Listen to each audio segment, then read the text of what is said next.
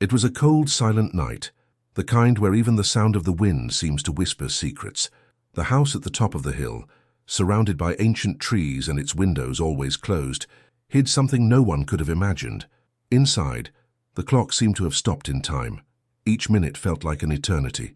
Each footstep echoed like a cruel reminder that inside, freedom was but a distant memory.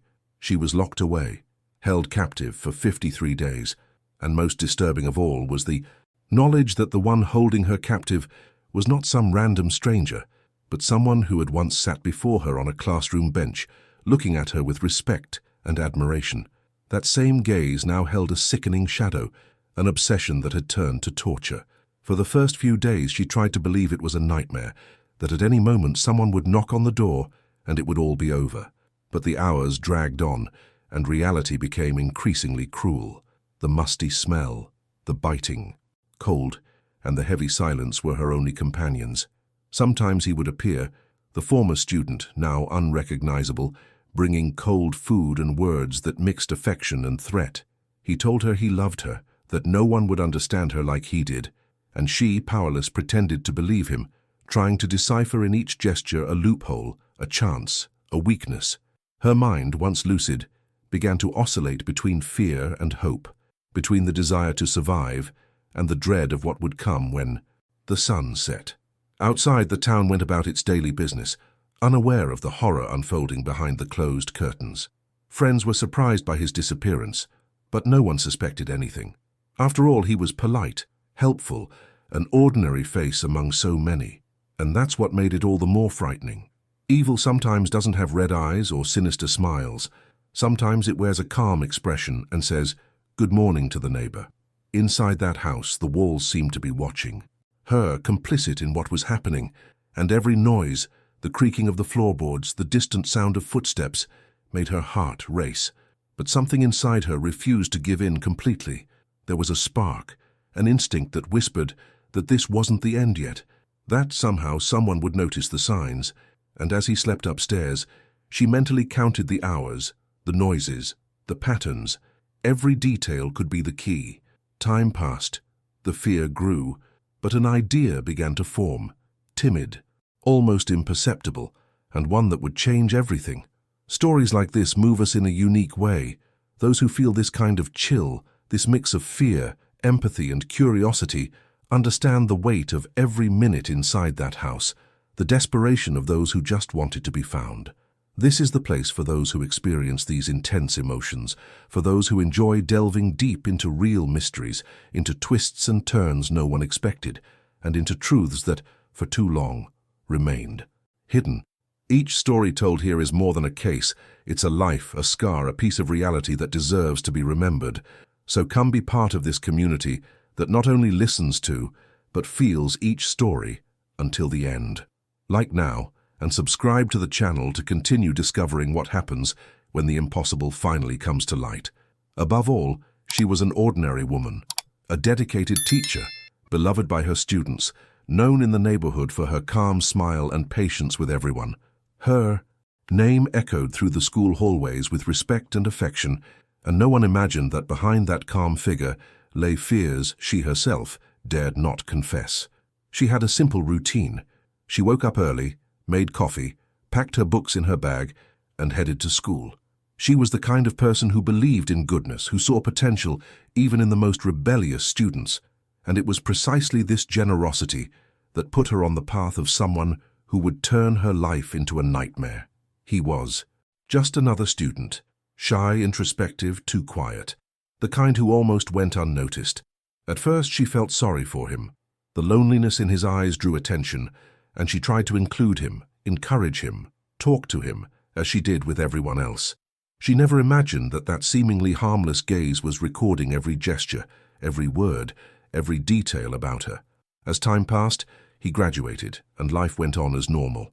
She forgot about the reserved student, continued teaching, met new people, made new plans.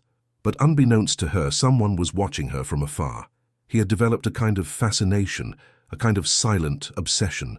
It started with small things, following her social media, showing up at the same places she frequented, observing her house from afar. Small details that isolated seemed coincidental, and she, accustomed to seeing the best in people, failed to notice the danger growing around her. Neighbors sometimes commented on a car parked too long on the street, but she laughed, saying it must be someone waiting for someone. That was how fear began to creep in, slowly, quietly, taking shape behind the ordinary routine. The first time she saw him again was on an autumn afternoon. He showed up at school, saying he wanted to talk, that he missed classes, that he needed advice. She welcomed him kindly, never imagining that their reunion would be the beginning of a trap. During their conversation, she noticed something different. There was a strange glint in his eyes, an insistence that made her uncomfortable. He reminded her of things she barely remembered, the type of perfume he wore, the necklace she used to wear on Fridays, even the name of the cat she had back then. It bothered her, but again, she tried not to judge. After all, he was just a former student, and it was precisely that trust that he used against her. Over the next few days, small incidents began to occur. Doors unlocked that she swore she'd closed, noises from the backyard. In the wee hours of the morning, objects out of place. She tried to convince herself it was distraction, fatigue, maybe the wind, but deep down, something inside her knew something was wrong. Instinct kicked in, and she began checking the windows before bed, leaving the lights on in certain rooms, and changing her route from home to work. Even so, the unease grew. One night, coming home from school, she noticed something that made her freeze. On the door was a handwritten note. "I miss our talks." No signature, but she recognized the handwriting, the same rounded lines from the essays he'd graded years ago. Fear began to eat away at what little peace she had left. She went to the police, told them what was happening, but the response was the same as always. "Without proof, there's not much we can do." She left with the bitter feeling of being alone. Fear was now a constant companion. Every sound, every shadow felt like a warning. The nights grew long, and the silence in the house unbearable. She began sleeping with the phone by her side, ready to dial any number that would mean help, but the real terror was yet to come. One rainy afternoon, as she was returning from shopping, she noticed the back door was ajar.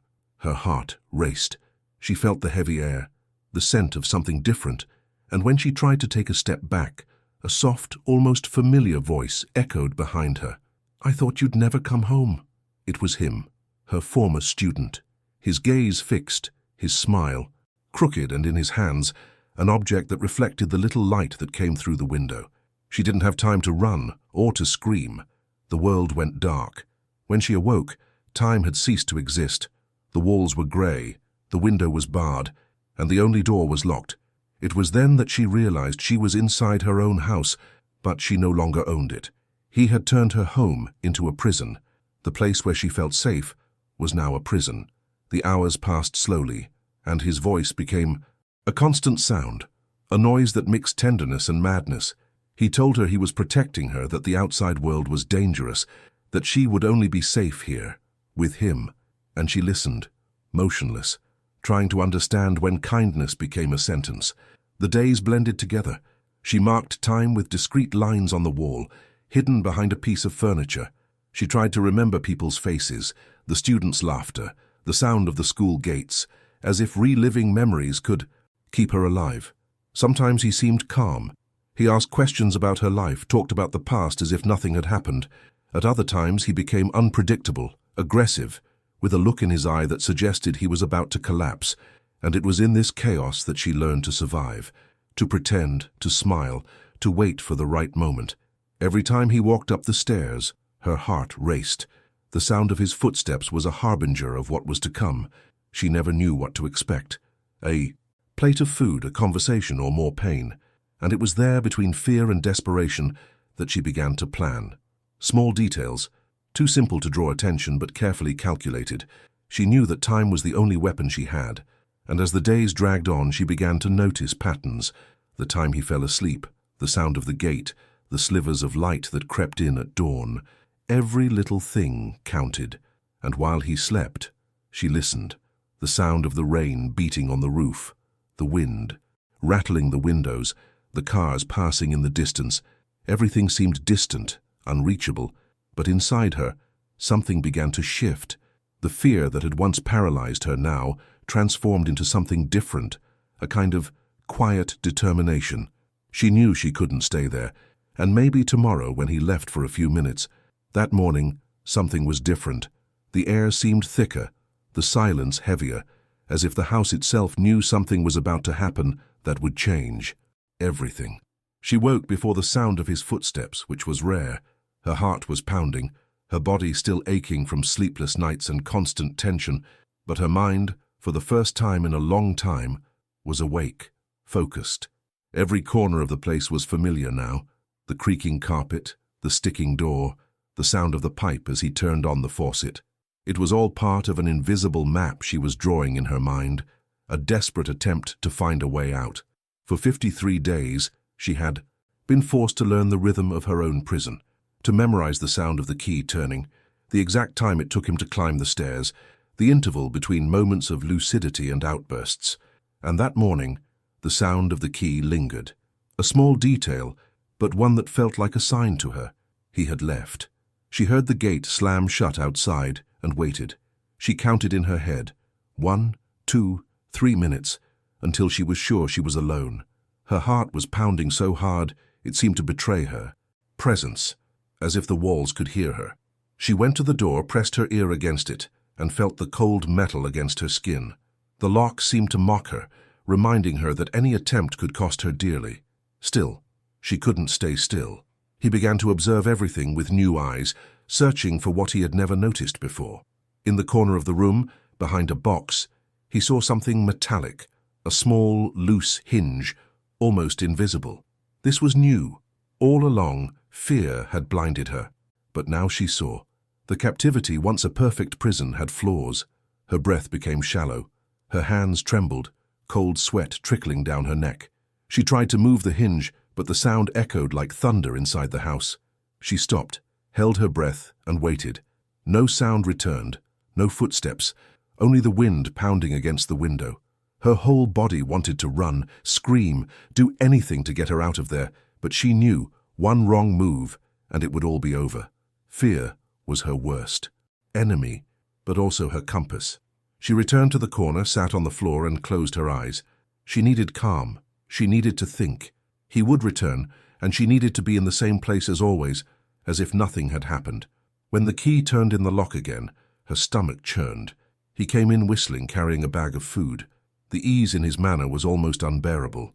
How could someone act like this after destroying so much? He spoke as if they were sharing a life, as if all of this were normal. And outwardly she kept her face still, her gaze lowered as if surrendering. But inside something had changed. From that moment on, she began to observe every detail of him with new eyes. The way he placed the key on the table, the way he locked the door, the exact moment he dozed off on the couch. Everything was information. Everything could be used. The following days were spent waiting. Each morning, she mentally repeated the plan. She knew she would have one chance, and if she failed, there would be no second attempt. He seemed more confident, calmer, and perhaps this had made him careless. It was then that she noticed a new pattern. On Thursdays, he would stay out longer, saying he had things to take care of. And on one of those Thursdays, as the gate closed, she decided she couldn't take it anymore. She grabbed the hinge again, this time with more force, and the surrounding wood began to give way. The sound was quiet, but enough to make her heart race. When she managed to release the first piece, cold air rushed in through a crack, a ray of hope. For the first time she smelled the street, but before she could do anything, a noise cut through the air, quick footsteps in the hallway. She froze, her body paralyzed, her heart pounding. The door burst open and he appeared, his gaze changed, dark, as if he'd heard everything. In the tense silence that followed, time seemed to stand still. He approached slowly, with that same smile that had once seemed gentle but was now pure menace. He looked at her and said calmly, "I thought we were over this." It was at that moment that she understood. He'd always known, always been one step ahead. Terror filled the air again. In the days that followed, the punishment was silent. He didn't hurt her physically, but he spoke, and every word was torture. He told her that no one was looking for her anymore, that no one missed her, that the world had moved on without even noticing her disappearance. And as Much as she tried not to believe it, there were moments when despair made her doubt her own existence. It was as if time was erasing her identity until only fear remained. But even amidst the madness, the flame within her still burned, however dim. One night, after hours of silence, she heard a cell phone vibrating upstairs. It was his. The short, repeated ring indicated an insistent call. He hurried upstairs, and for a moment, the door lock didn't make its usual sound. Tiny, almost imperceptible. And that's when she realized the lock hadn't locked properly. Her entire body reacted. Every muscle, every thought screamed the same thing. It was now. But how could she escape without making a sound? How could she cross the hallway without him noticing? She stood slowly, the floor icy beneath her feet, and took the first step. The sound was barely audible, but to her it sounded like thunder. The second step, the third, until she reached the door. Her hands trembled. Her breath was shallow, and when she turned the knob, she felt the most liberating and frightening click of her life. The door opened. A dark hallway separated her from the entrance. Outside, the moon illuminated part of the room, and the wind coming through the window carried the scent of night. And then the sound she feared most, his voice coming from upstairs, calling her name. Low, calm, but charged with something terrible. She froze, and in that instant, she understood that freedom had a price. A price that was about to be exacted. The sound of his voice coming down the stairs made her entire body freeze. It was a mixture of fear and adrenaline, an almost physical sensation that every second now could decide whether she lived or died.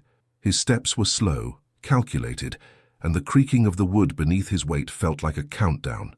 She huddled behind the door, trying to control her breathing as his shadow fell on the wall. "I know you're there," he said, his tone a mix of calm and madness. Each word echoed like a knife piercing the silence. Time seemed distorted. Her heart was beating so fast it was hard to distinguish his voice from the pounding of her footsteps. When he turned the corner, she moved. A pure, almost instinctive impulse. She ran toward the living room, her bare feet hitting the cold floor, and for a second she thought she could reach the door. But the metallic sound behind her betrayed her. He was coming. She pulled hard on the doorknob, but the lock stuck. A scream almost escaped her throat, and then the shock. A hand grabbed her arm. He was there, his gaze wild, his face inches from hers. "You don't understand. I saved you from the world," he said, squeezing tighter. Tears began to fall, but what came out of her mouth wasn't a cry for help. It was a simple, cold sentence.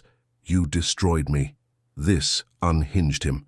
For a moment, he stood still, his gaze lost, as if the words had penetrated the sickening armor he'd created in his own mind. And in that brief interval, she reacted. She grabbed the nearest object, a piece of iron from the loose railing, and hit him. He fell. The silence that followed was almost unbearable. Her body trembled, her hands covered in blood, but there was no time to think. She had to get out of there. She ran to the door, turned the lock, and the sound of the wind rushing in was like her first breath after a long time underwater. The street felt like another world, alive, cold, real. She staggered out without looking back, her body weak, her mind trying to understand if this was really happening. At the first house she saw, she banged on the door with all her might, screaming for help. When the resident opened it, she was speechless. Her face was bruised, her eyes wide, fear etched in every feature. "Please, he's still there," was all she could say before collapsing.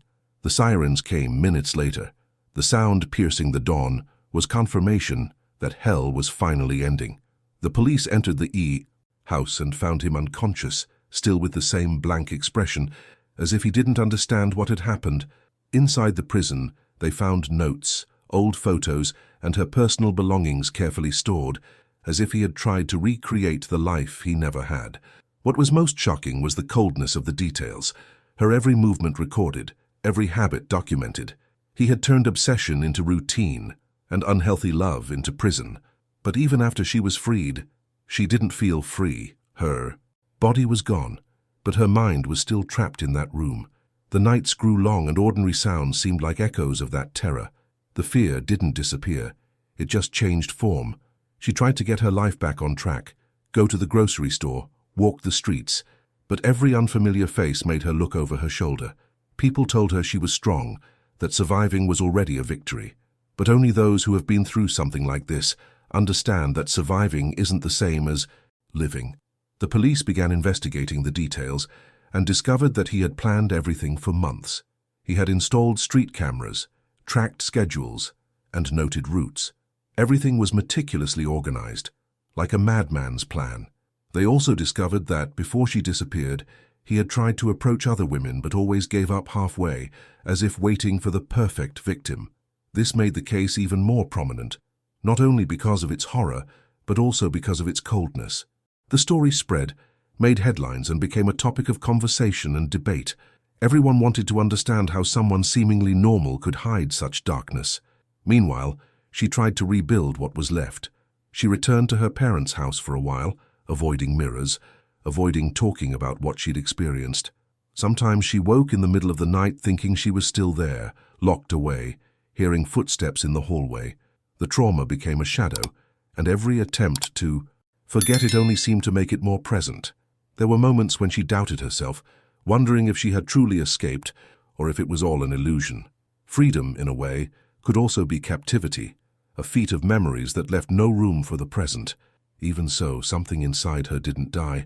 A small but real part insisted that surviving couldn't have been in vain, that she needed to transform that terror into a voice, into something that could warn others, prevent anyone else from going through the same thing. And that's why months later, as the trial approached, she decided to speak out, not as a victim, but as a living witness to a story many would rather forget. The fear was still there, but now mixed with something new, courage. And it's precisely at that moment, as she prepares to face the man who tried to erase her existence, that something unexpected happens. A forgotten detail, a name mentioned by a police officer during the investigation, a trace that didn't make sense at first, but now began to fit together in a disturbing way. Something that could completely change everything she believed about those 53 days of captivity. That morning, the sun seemed to mock her. It was the first day of the trial, and even with the heat touching her face, she still felt cold inside, the kind of cold that starts in the stomach and spreads throughout the body, like a memory of a terror that never quite goes away. Entering that courtroom was like walking down the same hallway where she once heard the sound of his footsteps approaching. Every flash of the cameras, every curious glance from the audience, everything seemed to tighten the air even more. And there he was, sitting on the other side, wearing a cheap suit, with the same calm, empty look as always. There was no regret, no hatred, just the same serene expression he wore when he told her he loved her. That was what made her uneasy, the fact that he still seemed human. The lawyers began to speak. The judge read the charges, and each word brought back memories she tried to erase. Captivity, torture, deprivation of liberty, cold, technical terms that sounded too small compared to what she'd experienced. As everyone spoke, she watched her former student trying to understand what was going through his mind. And then, for a brief moment, their eyes met. It was brief, but enough. He smiled. A discreet smile, almost imperceptible, but it made her heart race. It was the same smile he gave when he lied, when he feigned care. That simple gesture was enough for her to realize that the trial wasn't the end.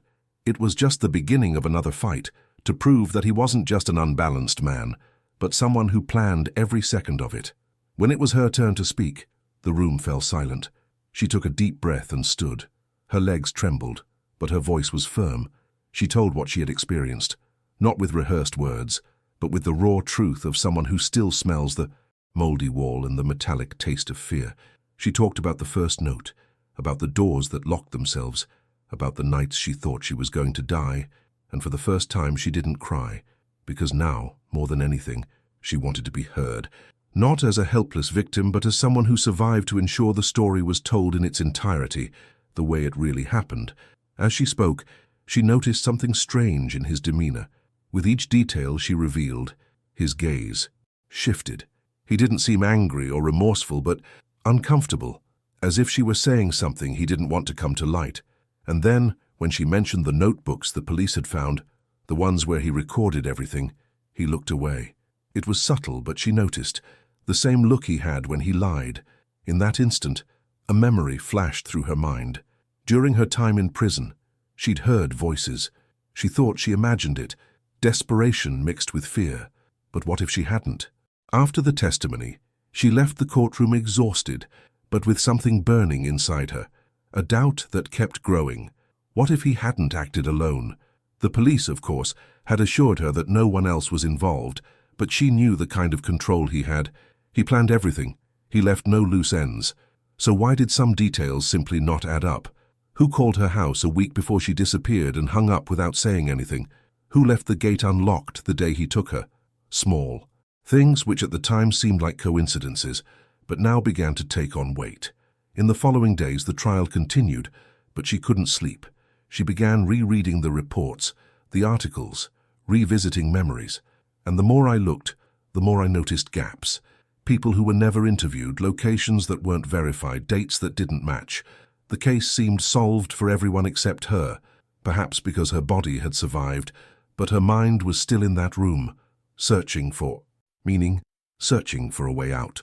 Until one rainy afternoon something happened. She received an anonymous phone call. A low, distorted male voice said simply, "You don't know everything," and the call dropped. The number was untraceable. The fear returned, but with it came a strange sense of certainty. She had always known there was something more, something hidden. Now she had confirmation. The problem was that from that moment on, the line between truth and delusion began to blur. In court he remained serene. The press said he was a cold psychopath, incapable of feeling, but she, watching from afar, sensed something different. That smile he'd given her on the first day, maybe it wasn't just a provocation. Maybe it was a warning, as if to say the game wasn't over yet, and deep down she knew what she'd experienced inside that house might be over, but the real mystery was just beginning. The days after the trial were strange, almost unreal. She would wake in the middle of the night feeling as if she were still trapped, hearing the sound of keys turning and the creak of footsteps on the floor, even though she knew he was behind bars. It was as if the captivity still existed, no longer in the walls, but inside her mind. Every shadow in the room seemed to hide something. Every noise in the hallway sounded like a warning. The freedom she'd dreamed of was now heavy. Life went on outside, but she felt out of place, like someone who'd returned from a place where time no longer worked the same way. The world seemed faster, people more distant, and the calm simply no longer existed. She tried to resume her routine, go to the grocery store, visit friends, take small steps back to normal, but any lingering glance, any unfamiliar face on the street was enough to make her heart race. The trauma had settled in an invisible place between her body and soul, and nothing could dispel it. Sometimes she found herself talking to herself, trying to convince herself it was all over. Other times she would stand still for long minutes, staring out the window, feeling as if she were being watched. The fear wasn't of him anymore. It was of the silence, of what he left inside her. Doctors called it post-traumatic stress disorder. Psychologists said it was normal, that it would take time. But time was what she feared most, because time was also what had condemned her before. 53 days in which each hour dragged on like an eternity, and now, even free. The clock seemed stuck in that slow, suffocating rhythm. The difference was that this time the enemy was invisible. He was inside her mind, repeating phrases, memories, sounds, the smell of the house, the cold touch of the walls, his voice whispering in her ear. None of it disappeared. But what really scared her wasn't the memory. It was what started happening afterward. Small things at first. The front door, which sometimes woke up unlocked, even when she remembered locking it. The phone, ringing in the middle of the night, and when she answered, only the sound of breathing on the other end. She thought it was coincidence, paranoia, until one night, when she got home, she saw a mark on the window, as if someone had placed a hand there. Panic overtook her completely. She called the police, and once again, she heard the same answer. No signs of a break-in. But she knew. Her body knew. This kind of fear wasn't new. It was the same fear that preceded the first note, the same that came before the kidnapping. In the following days, she began to avoid sleep. She sat on the couch with the lights on, her phone beside her, her gaze fixed on the door. She tried to convince herself it was all a product of her traumatized mind, but a part of her, the same part that had kept her alive in captivity, said otherwise. that someone was out there, that someone was watching her, and most disturbingly, amidst the tension, she began to notice strange details. The flowers in the garden, which she never watered, were alive and well tended. The trash, which she usually collected on Friday mornings, disappeared before she even took it outside. Someone was there, present but invisible. She decided to install cameras, not for security reasons, but out of a need to prove to herself that she wasn't going crazy. The first few nights were normal, no movement, no unusual sounds. But on the third morning, something appeared, a swift, ill-defined figure passing by the side of the house. The footage was short, just a few seconds, but enough to make her blood run cold. The shape of his body, the way he walked, it was all too familiar. She took the video to the police, but they said the footage was inconclusive. It could have been anyone, but she knew. That hesitant walk, the way he turned his face, it was his. The police assured her there was no way. He was still in jail, awaiting a final sentence. But she couldn't calm down. If he was in jail, who was outside?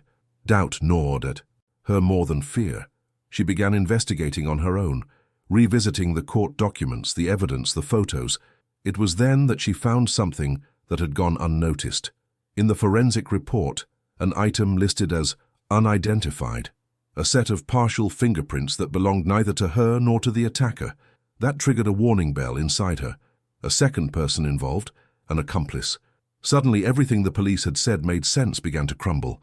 The following nights grew longer, and the paranoia more intense. In one of the camera videos, she noticed something new. The figure didn't seem to be trying to get in. It seemed to be watching, observing, as if it knew she was watching. And it was at that moment that she noticed something that chilled her blood. On the window pane, reflected in the light, a short message written with a finger. "You shouldn't have spoken."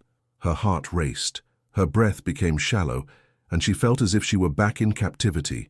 She rushed to erase the message, but her hands were shaking so badly she could barely hold the cloth. She cried, screamed, called the police again. They arrived, checked the window, but the message was already gone, erased by the heat of the house itself. No fingerprints, no trace. And then one of the officers, perhaps trying to calm her down, blurted out something without thinking. It could be someone trying to scare us.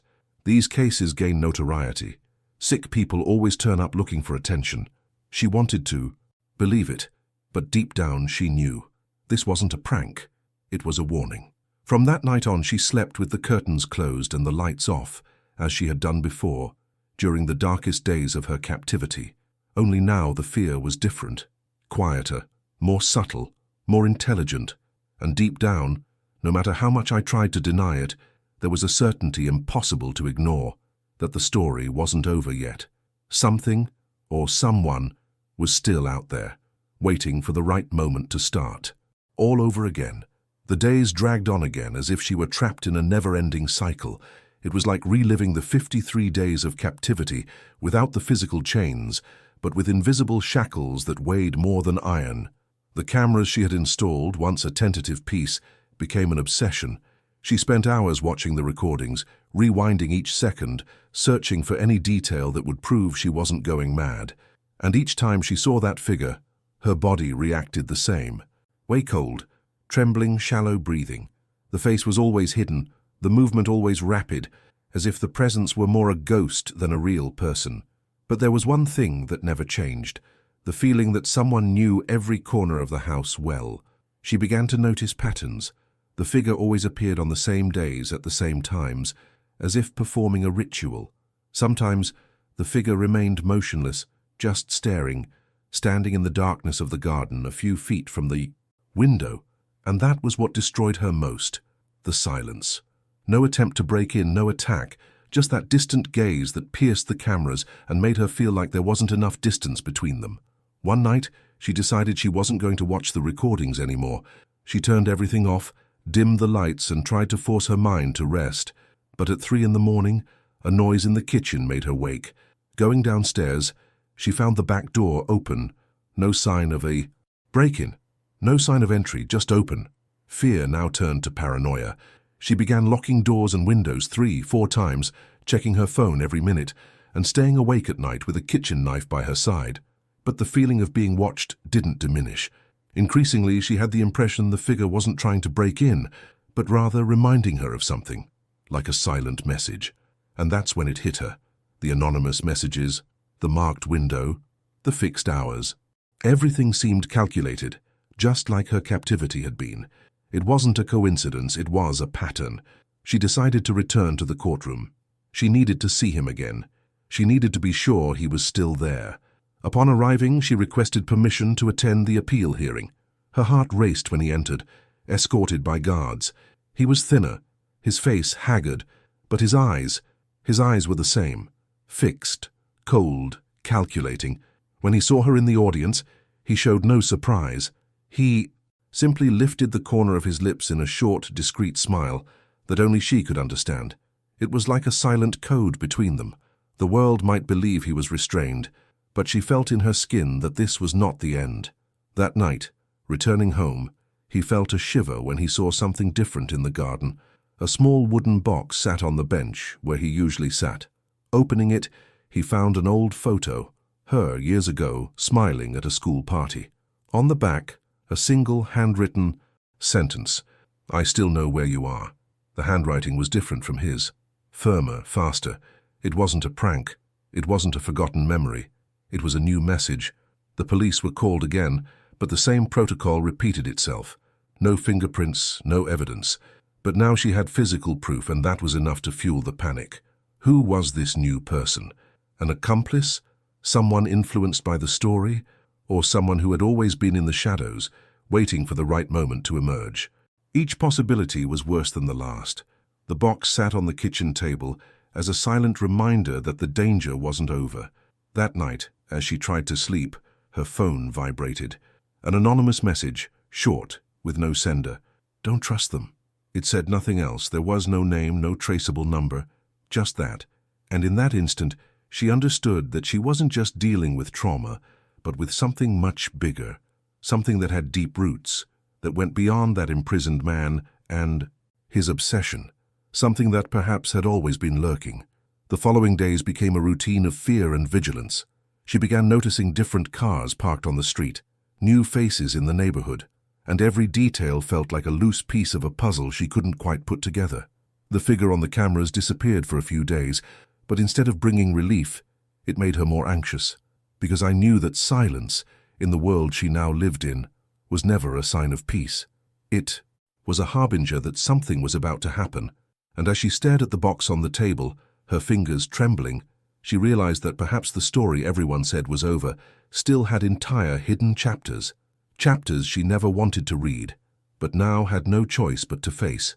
On that rainy morning, the sound of drops hitting the roof mingled with the distant echo of a siren.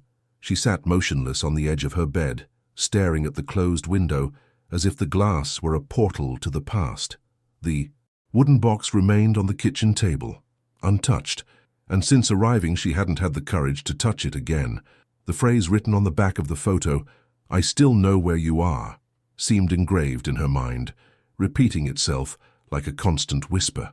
Her body reacted as if still on alert, her muscles tense, her breath shallow, her heart beating in a flight rhythm. Living now was like walking on glass. With every step, something could shatter. Over the next few days, she began to notice someone manipulating the small details around her. A strange scent in the hallway, a freshly washed mug she swore she hadn't touched, the radio tuned to a station she never listened to. At first, she thought it was fatigue, the trauma playing tricks on her mind, but the coincidences began to repeat themselves. Then, one afternoon, when she went out to buy bread, she noticed a black car parked a few meters from her house. Inside, the reflection of a partially hidden face. The glance was fleeting, but she recognized the same unsettling glow she'd seen in her former student years before. Only it couldn't be him. He was trapped. At least that's what they said. She returned home without looking back, locked the doors, and cried as if fear were an old acquaintance coming back for her. That night, the sound of footsteps outside made her get out of bed. It wasn't wind, it wasn't an animal. It was someone walking slowly, shuffling their feet over the wet leaves. She took out her phone, opened the camera, and through the crack in the curtain filmed the garden. For a few seconds there was only darkness. until a shadow crossed the streetlight and stopped in front of the house. The figure looked directly at the window where she stood. Her heart raced. She wanted to scream, but her voice wouldn't come. The next moment, the figure vanished. And when she finally found the courage to go downstairs, she found, stuck in the gate, a wet notebook page with a single word written in smudged ink.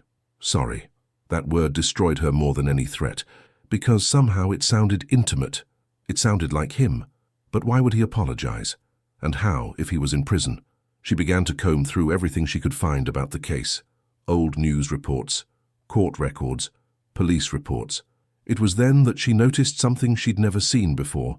The name of a second suspect who had been questioned but released due to lack of evidence. A man who had briefly worked as a janitor. There at the school where she taught, a name she recognized immediately. He was there in the hallways every day, cleaning, observing, always silent. Her stomach churned. The memory came like a blow. The day that janitor had appeared at the classroom door, asking if she needed help carrying books, and the former student had been there watching. At the time, she hadn't paid it any mind, but now, the fit was perfect. He was the link. He'd helped. He knew. The figure appearing on the cameras, the different handwriting, the black car. Everything pointed to the same terrible conclusion. That man never acted alone. In the days that followed, she lived in a constant state of alert. She changed her number, avoided leaving the house, and installed new locks. But the fear was no longer the same as before. Now it was a deeper, more controlled fear, mixed with something she had never felt before, anger. The feeling of having been deceived, not just by him, but by everyone who said the case was closed. She decided to seek out a private investigator, someone who could investigate what the police ignored.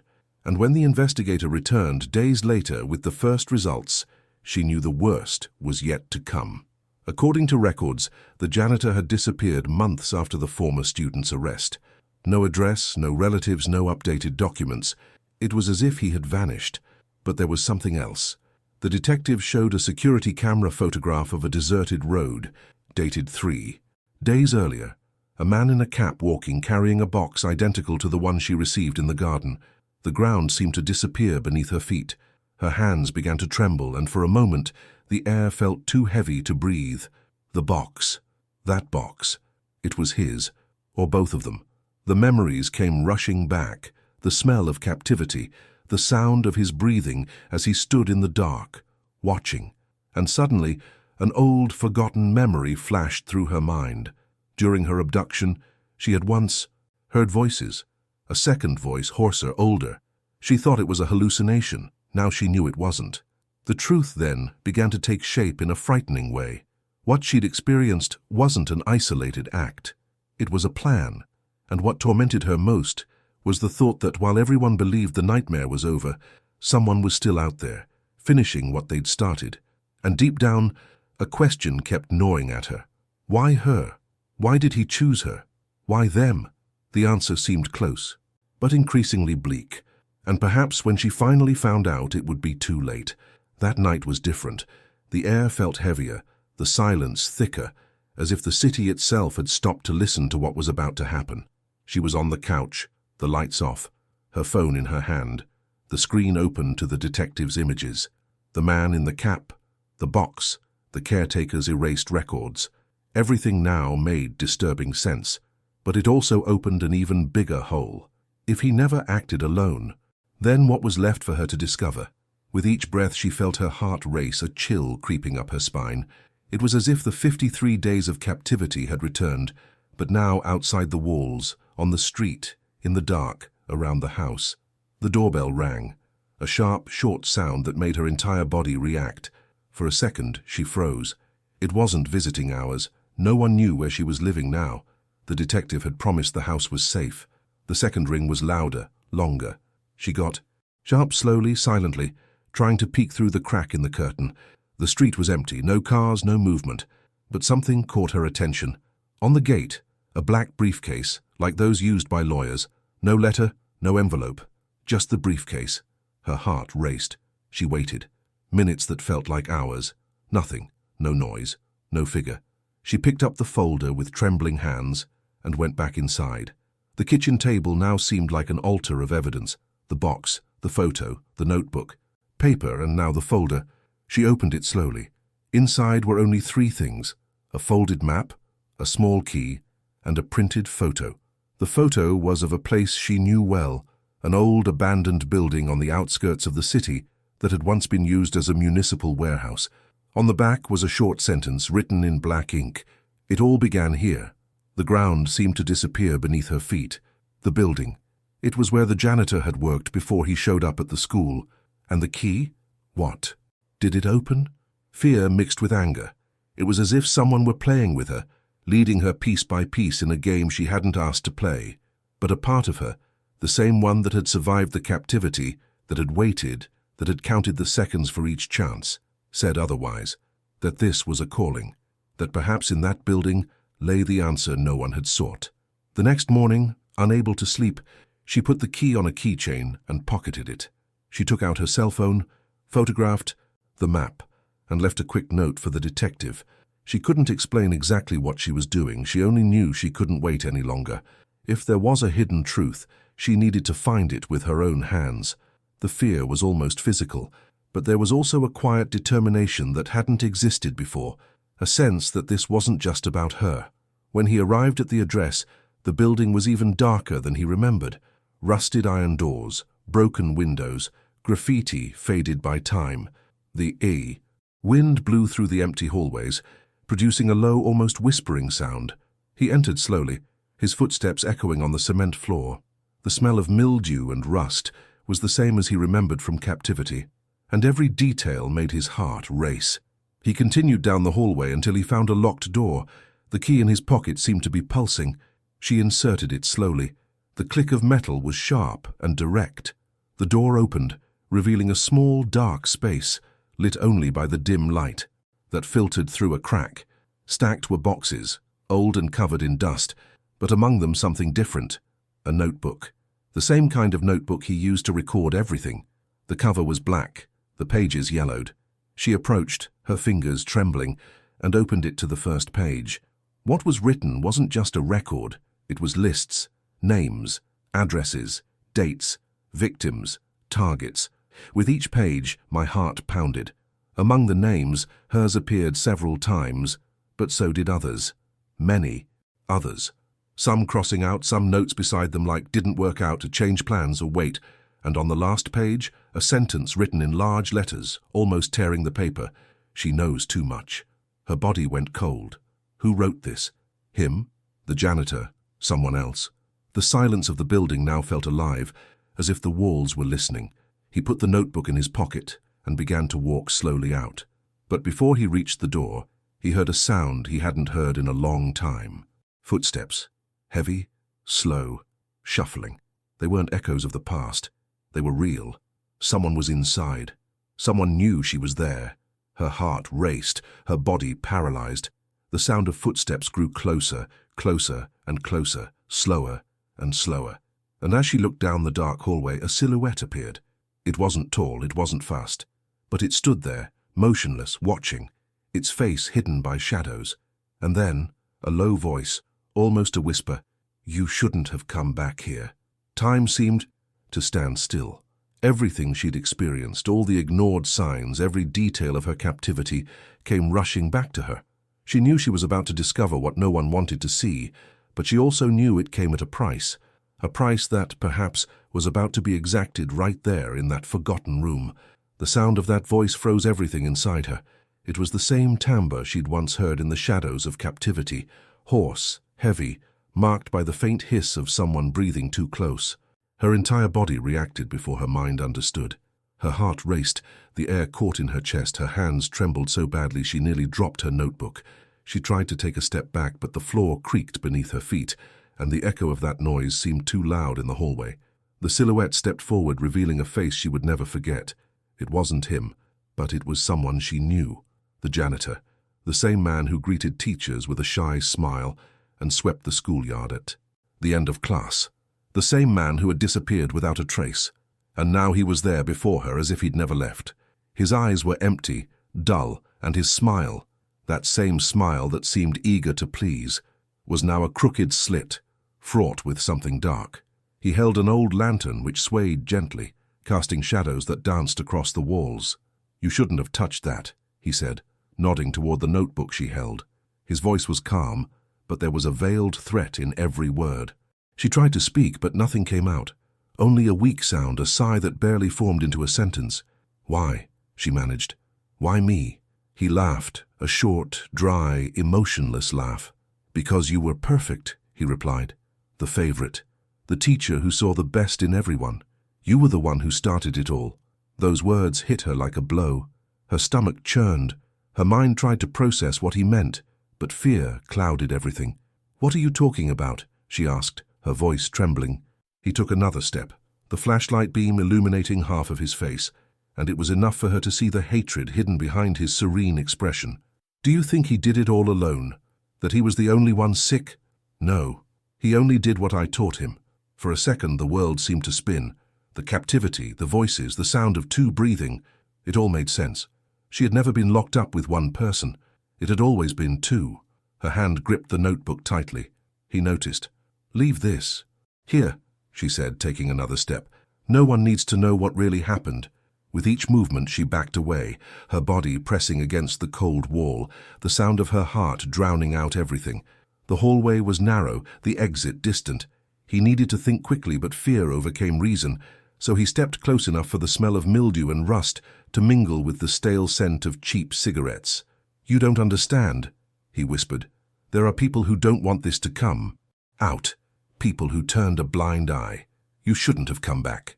She took a deep breath and, with an impulse she couldn't even fathom, threw the notebook at him. The sound of the impact echoed, and he instinctively put his hand to his face. It was the second she needed. She ran. His footsteps echoed through the building, the sound of his boots behind her getting closer. Doors opened and slammed as she tried to find a way out. The hallway seemed endless, the air heavy. The flashlight had fallen and rolled, scattering shaky beams of light across the walls. When she finally saw a broken window, she ran toward it and jumped. The glass tore into her arm, but she didn't feel the pain. She fell to the ground outside, breathing heavily, the cold rain beating on her face. She looked back, and for a moment she thought he would follow. But no, he was standing at the window, watching, his expression calm, his gaze fixed. And then he did something that chilled her blood. He raised his hand, as if in farewell, and pointed to her coat pocket. She reached in and felt the cold metal of the key, the same one she'd found in the briefcase. He smiled, the smile of someone who knows something the other doesn't yet understand. And he shouted, "It's not the only place." She ran.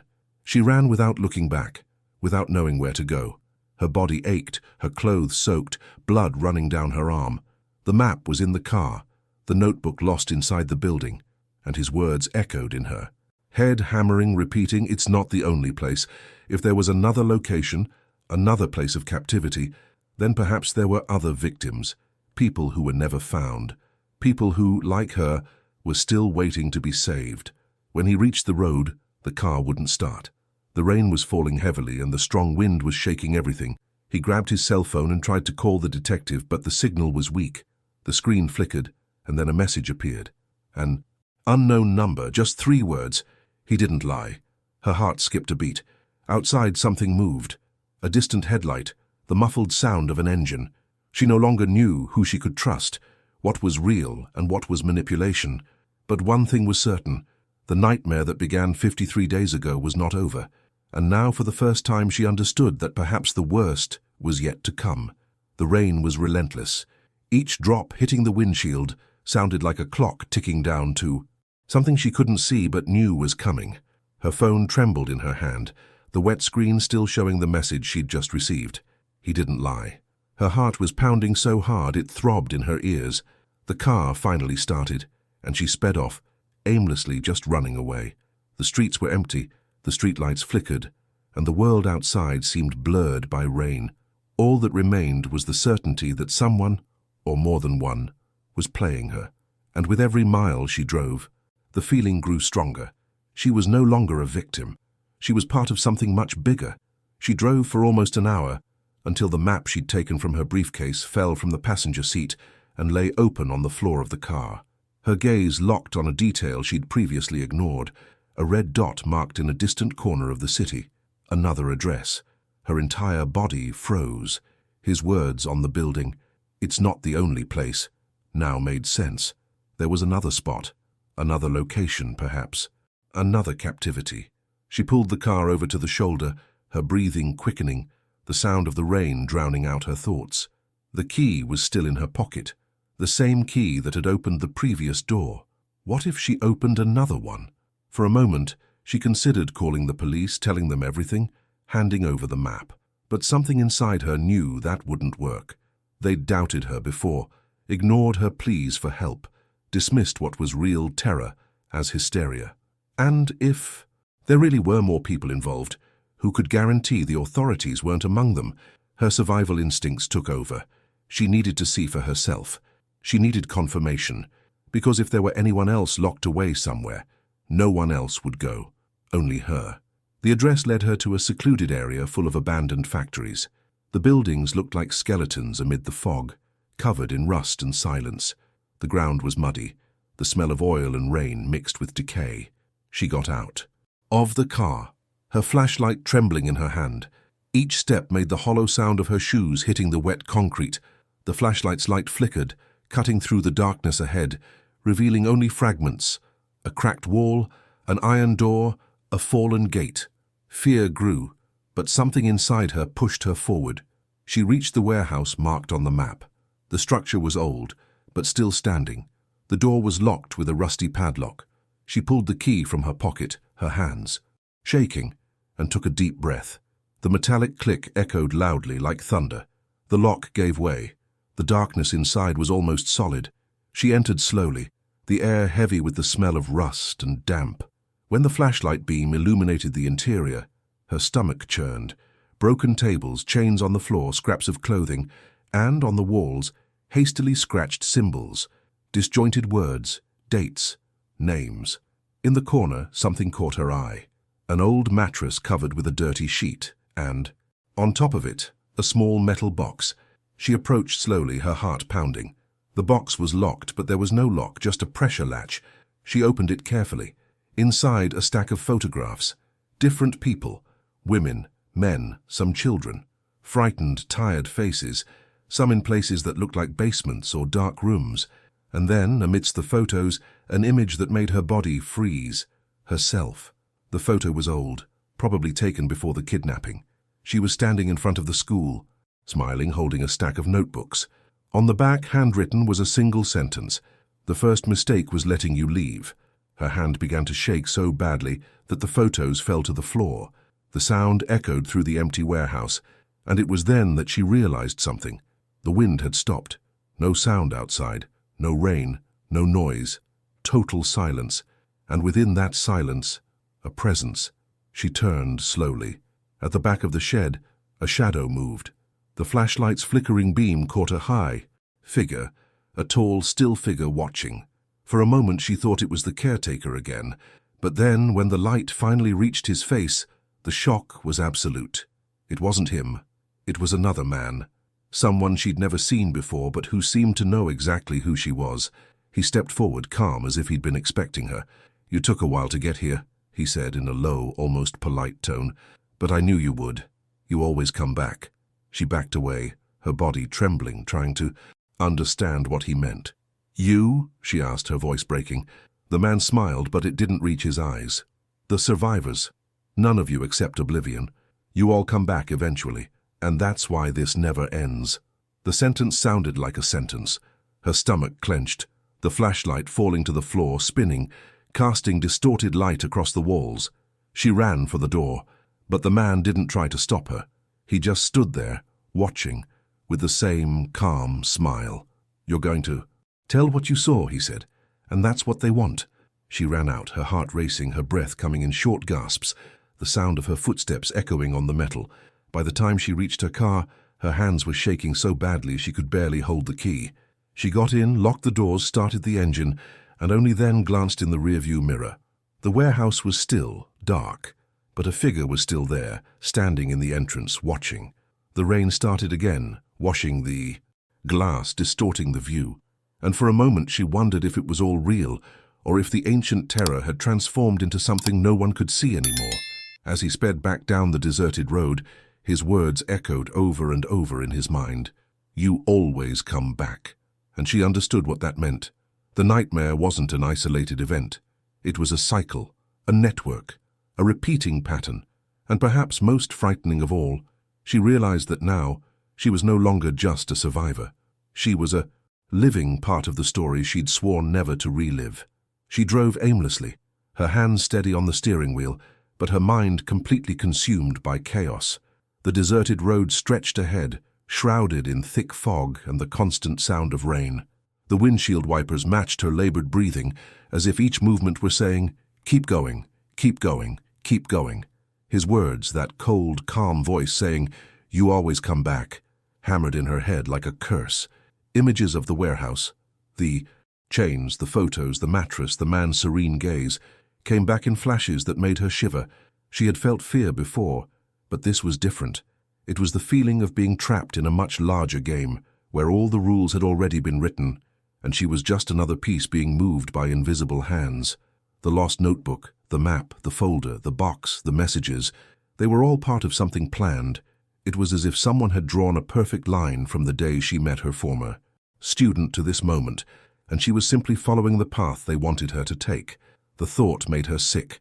Every memory of the 53 days of captivity now seemed to carry new meanings.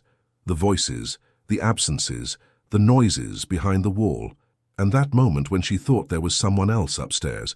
It wasn't her imagination. It never was. As she drove, the lights of a car began to appear in her rearview mirror. They were approaching fast, their high beams blinding her. She accelerated, her fear reigniting, and the other car did the same. She tried to turn onto a side road, but the road was slippery. Her tire skidded, and she nearly ran off the road. The pursuing car kept its distance, without overtaking, without trying to cut her off. It simply followed as if to remind her she wasn't alone. For almost 15 minutes the game continued, a cat and mouse on the wet road, until suddenly the lights disappeared. No sound, no engine, nothing. She pulled over, breathing heavily, her heart pounding in her throat. She got out and looked around. The road was empty. Silence again. But it wasn't the same silence as before. It was a heavy, almost living silence, making the air seem too dense to breathe. And then the phone vibrated. A new message. No number, no identification, just a coordinate and a sentence. "It's all stored here." Her instinct screamed to run away, to throw away her phone, to forget everything. But there was something about her that she couldn't stop. She needed to understand. She needed to see it through to the end. The coordinates led to a secluded spot near a lake she used to visit as a child. That detail made her shiver. Someone knew too much about her. She arrived at the location hours later. The sun was no longer there, only the blue twilight of dawn. The lake was calm, the water reflecting the grey sky. Amid the mist, a small wooden building, almost hidden among the trees. She got out of the car and walked toward it, each step making the sodden ground sink beneath her feet. The cabin was locked, but the lock was broken. He pushed the door open slowly, the creak cutting through the silence. The air inside was cold, thick, smelling of old dust and rust. The flashlight illuminated the interior, a small space with a table scattered with papers, newspaper clippings and photographs, and in the center of the table, an old tape recorder with a note attached by a paper clip. "I will play." Her heart raced. Her hands trembled as she pressed the button. The sound of the tape hissing filled the air, followed by a voice that made her body freeze. It was the voice of her former student, the same voice that whispered words of love and threat in the darkness of captivity. "You shouldn't have come back, but I knew you would. They always do. You want to understand, don't you? You want to know why." The sound of a short laugh. "It wasn't just you. It never was. They chose. I just did what they asked." Her blood ran. Cold. Her legs went weak. She repeated softly, as if the tape could answer. The recording continued. "The school. The people you thought protected you. It all started there. You were just the first to be noticed." A metallic sound, like a key turning. Then silence. She took a step back, the recorder still running, until the tape ended with a dry snap. Panic took over. She ran to her car, started the engine, and sped away. The sky was beginning to lighten, but her mind was plunged into darkness. If what she'd heard was true, then everything she believed, the kidnapping, the attacker, the arrest, the trial, was just the surface. There was a web, something hidden beneath the veneer of normalcy, something involving more people, more victims, perhaps even more teachers. And now she had proof. As the car sped along the wet road, a nagging thought lingered in her mind. What if the story had never been about her? What if she were just the first piece of something much bigger? The kind of thing that never makes the news, that disappears into the archives without conclusion and repeats itself over and over, silently. The wind swayed the trees, day was breaking, and she knew the end of that road wouldn't bring peace. It would bring answers, and perhaps the kind of truth no one wants to hear. Dawn arrived pale, as if the sun were afraid to rise that day.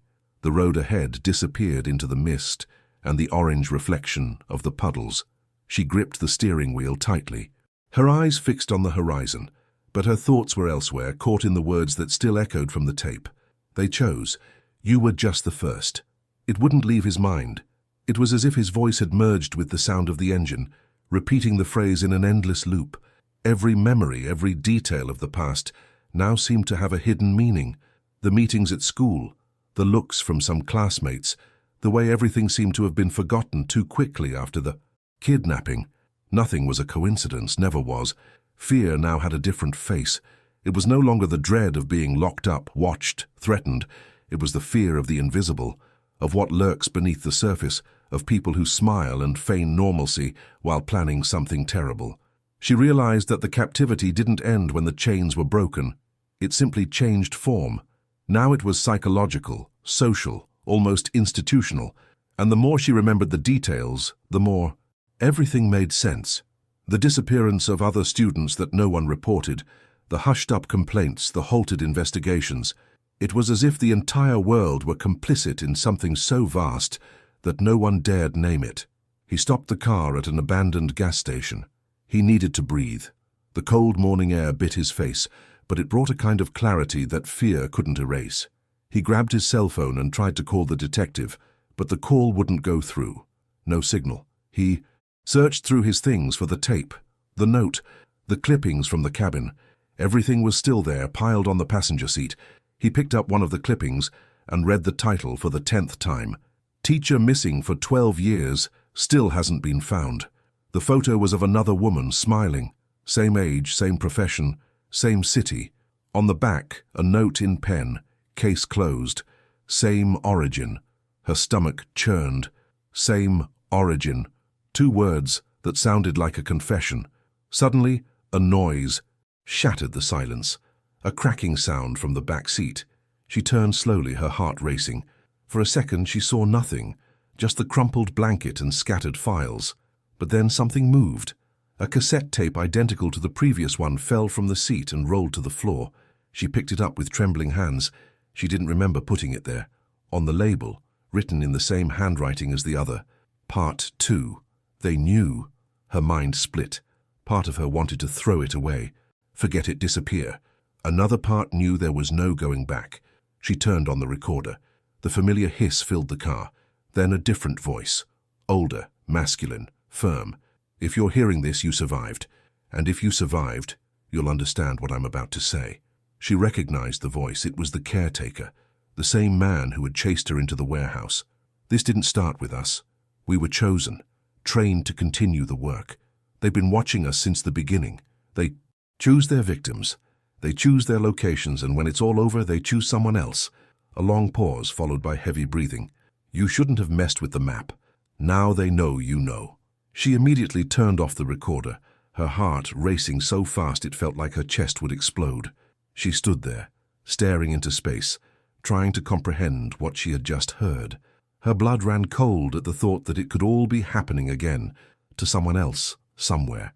Else, that perhaps there were more people missing at that very moment, trapped, being watched while the world continued to spin. With every passing minute, the line between past and present grew more blurred.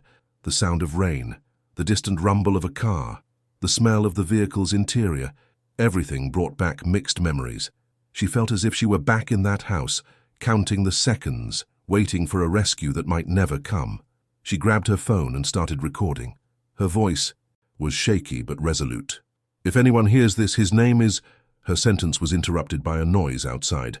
A headlight illuminated the interior of the car. Another vehicle had stopped behind her. Her instinct screamed to flee, but her body froze. The doors were locked, the engine was off, and the sound of footsteps approached. The headlights were now blinding her, and she could barely make out the silhouette walking toward the window, a light tapping on the glass. A calm, almost friendly, male voice. "It's okay, Professor. We just want to talk." Terror rose in her throat like fire. She knew that tone. It was the same kind of voice the other had used before he'd hurt her, the same tone followed by empty promises. Her hands shook as she tried to start the car, but the engine failed. She knocked again. "Open the door. We don't want to hurt you."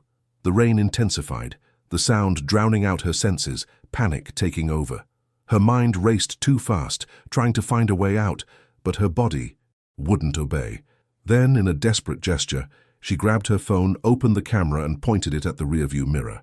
The shaky image showed only the beam of headlights, but for a brief second, between the glare and the shadows, she saw something that made her heart stop. More than one person. 3 silhouettes still, motionless, watching, and one of them, even from a distance, made her blood run cold. The same haircut, the same way of tilting his head, the former student, the scream, stuck in her throat, wouldn't come out. The pounding on the window grew louder, the metallic sound mixing with the rain. Her hand reached for the ignition key again, while outside, one of the voices said, in a low, eerily calm tone, "You already know too much, Professor, and now it's too late." The car sputtered, the engine finally catching. She accelerated, skidding on the wet road, fleeing without looking back, the sound of her heavy breathing mixing with the roar of the storm. But deep down, as the rearview mirror reflected emptiness, she knew this story would never end there, because the kind of evil that found her doesn't live in a face, nor die with a prison.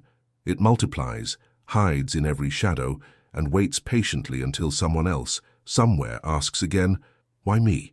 The rain stopped hours later, but the road was still soaked, reflecting the orange light of dawn like a warped mirror.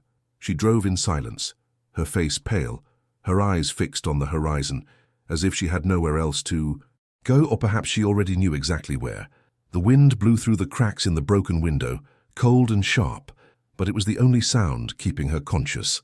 Her heart no longer beat as before. Now it was a constant drumbeat, marked by fear and anger, by the echoes of everything she had heard, seen, and discovered. The car smelled of gasoline and panic. With every kilometer traveled, the memory of the tape, the voices, the silhouettes in the rain, came back more clearly, as if the road were taking her back to where it all began. She stopped the car in an open space, surrounded by tall, dense trees, the same spot where the police had found her months earlier, when she escaped captivity. It was symbolic, almost as if the circle had closed. Only now she was no longer the same woman. The kind, patient teacher had died inside that house. What remained was someone driven by a mixture of a thirst for truth and a silent need for revenge. She got out of the car slowly, her steps sinking into the mud, the cold air burning her face. The forest was too silent, no birds, no sound of wind, just the kind of silence that precedes something inevitable. He picked up his phone and recorded one last voice message. His voice was firm, distinct, almost cold. "If anyone finds this, there are names, there are places, there is evidence. They aren't one, they are many, and they're everywhere. Schools, police stations, courthouses. I have the tapes. I have everything. But if they don't get to me in time, someone has to keep going." He paused, took a deep breath, and added, "They won't stop until no one asks what happened to me anymore." He sent the audio to the detective and hung up his phone. The noise came from behind. Footsteps light, slow but sure. She didn't need to turn around to hear it. The voice came right after. Soft, almost sweet. "You shouldn't have come back here." It was him, the former student. The same calm gaze, the same disturbing calm. But now, there was something different. He no longer seemed the obsessed young man who had imprisoned her. He seemed like a messenger, someone speaking on behalf of something greater. "They knew you would come," he said. "You always wanted to understand, And that's what brought you back. She turned, her body tense, her eyes fixed on him. Why? She asked, her voice trembling but firm. Why me? He gave a half smile, the same as before, and replied, because you believed in people too much. And that's what they need. People who trust. People who believe that evil always has a face, but evil has no face, Professor. It wears the face of the one you trust most. The sentence hit her like a blow. Suddenly, everything made sense. The halted investigations, the lost evidence, the familiar faces that were always nearby. It was an entire system, not an isolated obsession, and she, without knowing it, had become the center of a story that wasn't just hers.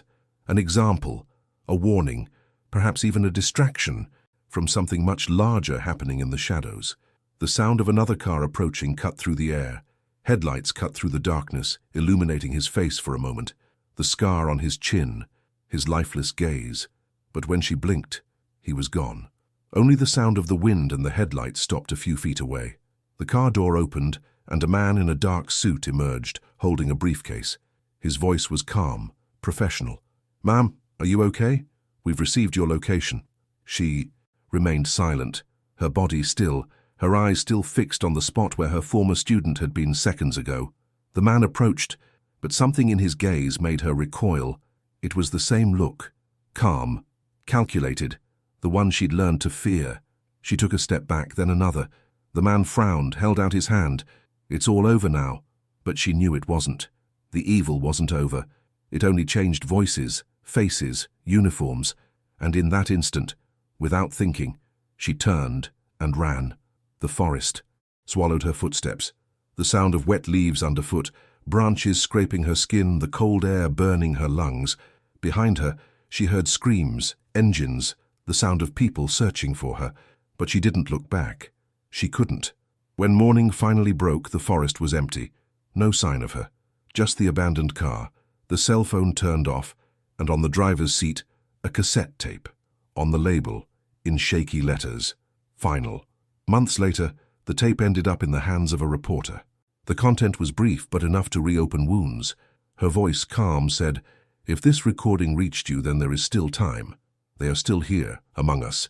And if one day someone else disappears, remember, it's no coincidence. It's the same cycle. It always has been." The recording ends with the distant sound of running water, perhaps the lake, perhaps rain, and then silence. No one ever saw her again, but some say that on certain nights, near the old school, the sound of a tape spinning by itself can be heard, and a soft voice repeating amidst the noise, "You're never as far away as you think." This story opened my eyes to something many people feel but can't explain, that silent fear that evil may be closer than it seems.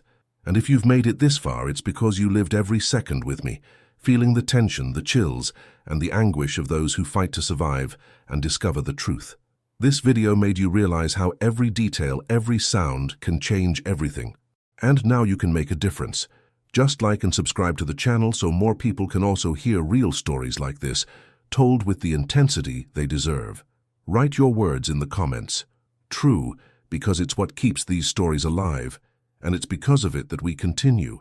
And stay tuned, because the next video will take you even deeper, where the line between mystery and reality becomes so thin that you'll swear you're right there in the story.